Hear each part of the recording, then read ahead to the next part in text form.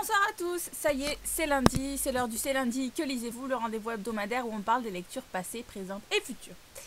Alors, la semaine dernière, je vous laissais avec pour lecture en cours le tome 1 de la série Le Retour des Highlanders, Le Gardien, écrit par Margaret Mallory. Oh, j'ai un problème avec ce prénom. Margaret Mallory, édité chez Milady dans la collection Central Park.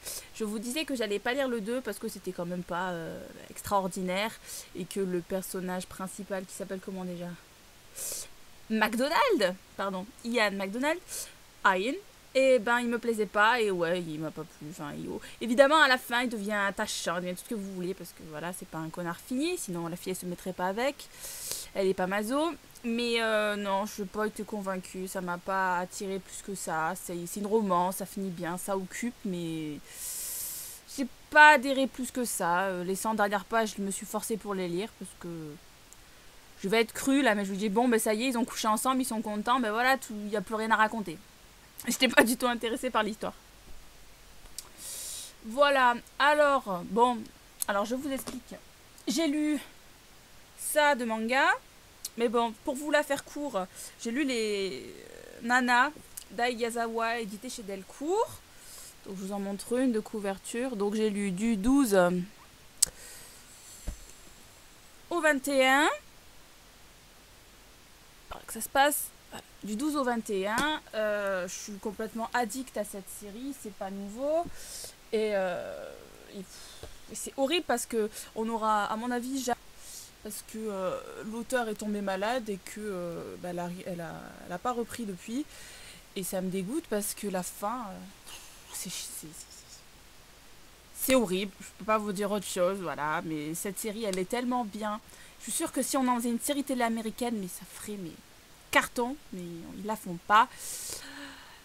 Il y a de la musique, il y a de la mode, il y a des personnages charismatiques, il y a des problèmes réels comme la drogue, les tromperies, comment t'appelles ça, l'adultère, les trucs comme ça.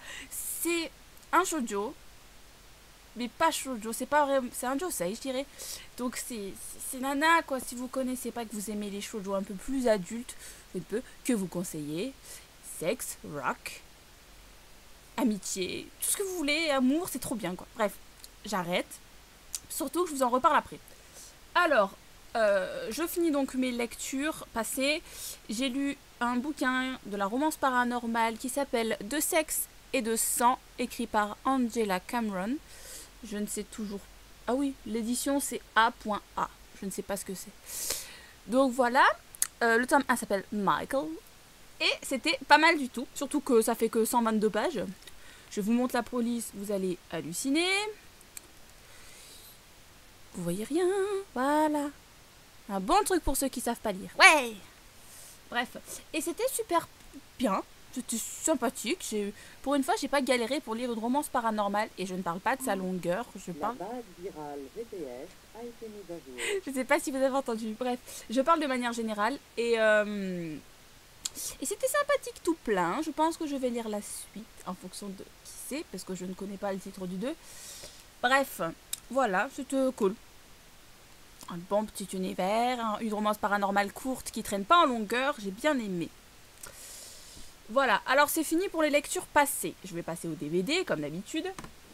Alors la dernière fois je vous laissais avec donc le box 1 de Nana, donc du manga que je vous ai montré plus tôt. J'ai fini le coffret 1. Et je me suis donc fait le coffret 2, donc un total de 47 épisodes, en je ne sais pas combien de temps.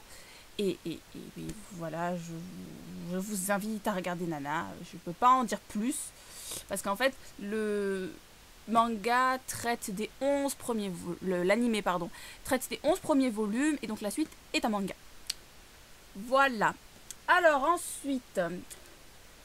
Pour mes DVD en cours, je suis en train de regarder un animé de manga qui s'appelle Kobato. C'est écrit par Clamp. Je vous mettrai un lien dessous pour que vous alliez voir le résumé. J'avais déjà parlé du manga dans une précédente vidéo. Voilà. Et c'est tout. Je suis à la moitié de la saison 1. Voilà. C'est marrant. Alors, ma lecture en cours. Il s'agit du tome 1 de la confrérie de la Dague Noire, que vous connaissez sûrement, mais je n'ai jamais commencé cette série parce que j'étais pas plus motivée que ça. qui s'intitule donc La main ténébreux, et c'est J.R. Ward qui l'écrit, publié donc chez Milady. Je vous montre pas la couverture parce que comme une mongolienne, je ne me rappellerai pas du nombre de pages et je suis en pleine lecture. Mais vous la connaissez sûrement, hein, j'ai confiance en vous. Et j'ai lu 15 pages, donc je peux rien vous dire à propos. Ils ont des prénoms à coucher dehors, c'est le seul truc que je pourrais vous dire, mais c'est un peu hors sujet. Donc voilà. Alors mes prochaines lectures, sincèrement, je vous en montre pas parce que je me connais, je vais pas vous les suivre de toute façon.